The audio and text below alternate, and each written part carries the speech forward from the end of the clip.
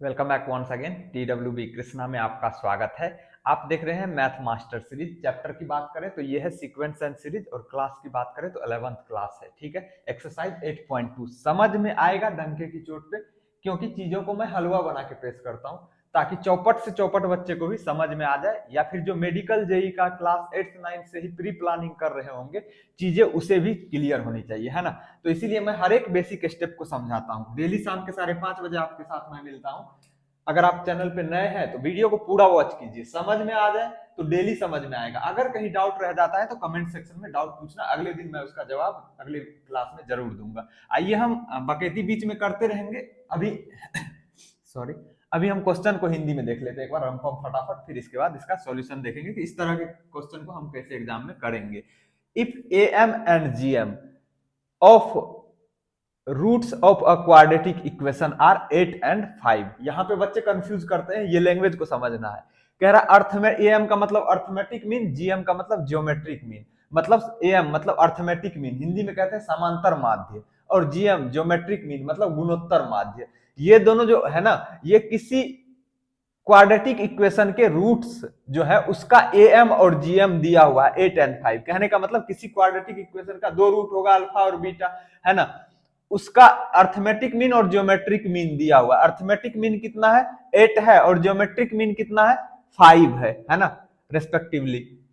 Then obtain the quadratic equation. तो कह रहा है वो द्विघात समीकरण क्या होगा ये बताओ हमें, है ना। तो हमें दिया हुआ क्या है, हमें दिया हुआ है मूलों का अर्थमेटिक मीन और ज्योमेट्रिक मीन। तो हम मान लेते हैं कि मूल क्या होगा, मतलब रूट्स को ही हिंदी में मूल कहते हैं, है ना।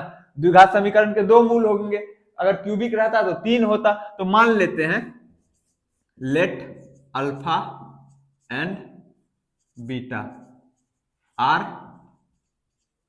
Roots of the QUADRATIC quadratic equation. हम मान लेते हैं कि क्वाड्रेटिक इक्वेशन का रूट क्या है, अल्फा और बीटा, दो रूट है।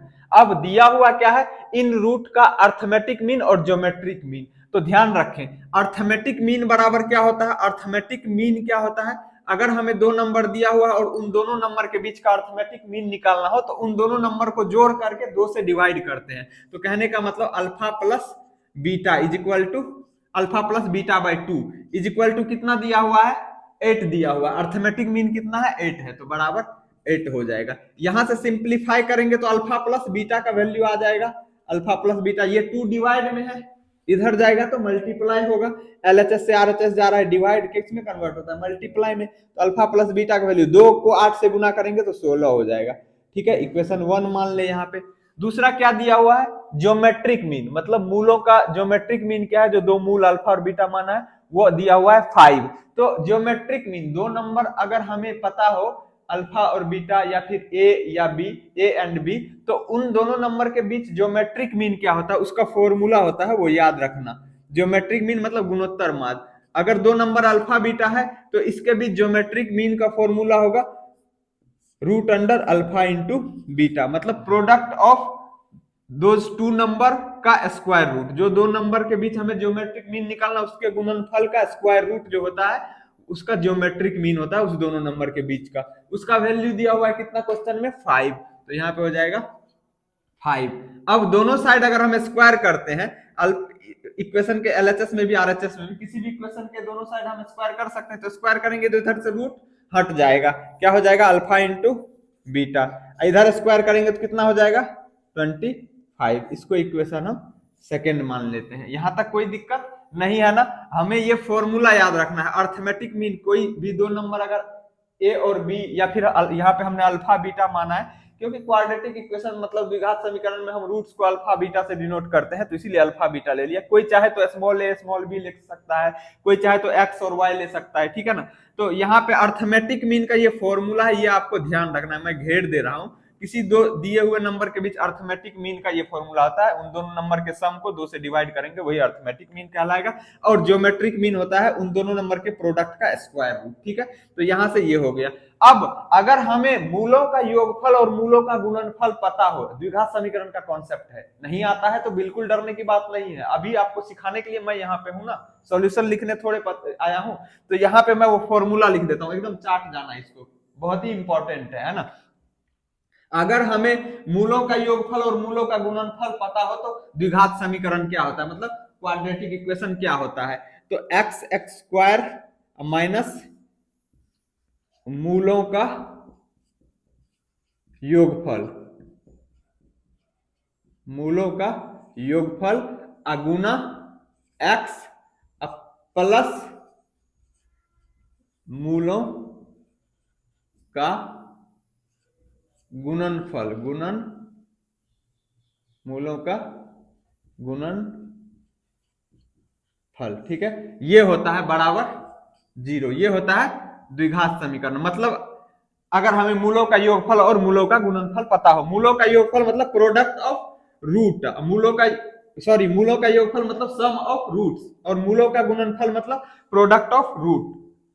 ठीक है, तो इसको ऐसे लिख सकते हैं हम, x square minus alpha plus beta into x plus alpha into beta, ये हमारा फाइनल फॉर्मूला हो गया बराबर 0, क्योंकि द्विघात समीकरण बराबर 0, तो ये हमारा क्या हो जाएगा, फॉर्मूला हो जाएगा द्विघात समीकरण का, जब मूलों का योगफल और मूलों का गुणनफल पता हो। तो हमने हिंदी में क्यों लिखा, क्योंकि इंग्लिश मीडियम के स्टूडेंट कहेंगे केवल हिंदी वाले कहेंगे केवल हिंदी इंग्लिश में ही लिखते हो, तो इसीलिए हिंदी में लिख दिया।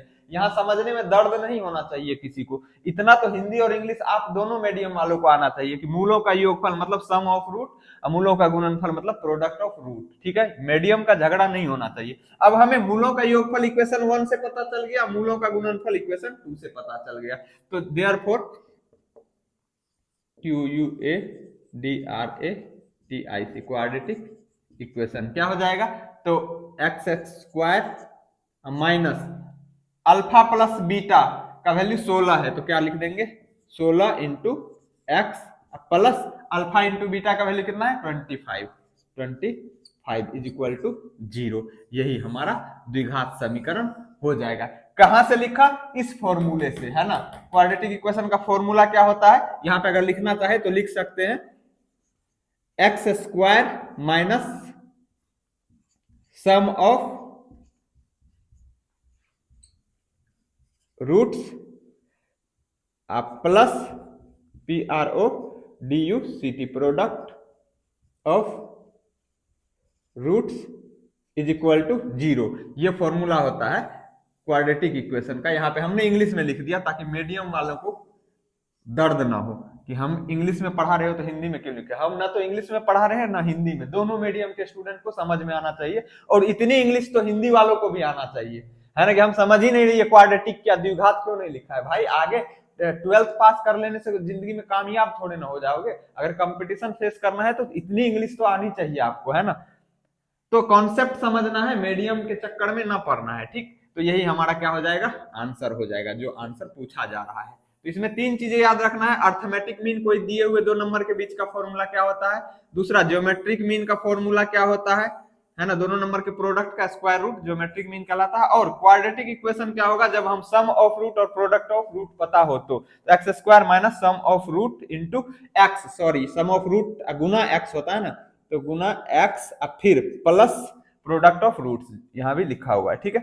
तो उम्मीद करता हूं आपको ये सॉल्यूशन समझ में आया होगा। अगर फिर भी कहीं डाउट रह जाता है तो आप कमेंट सेक्शन में पूछना ना भूलिए, और अगर आपको समझ में आता है तो लाइक करके चैनल को सब्सक्राइब कर लीजिए, क्योंकि आपका लाइक करना और सब्सक्राइब करना मुझे भी मोटिवेट करता है। Okay friends, we will meet again in the next class, until then take care, see you, bye bye.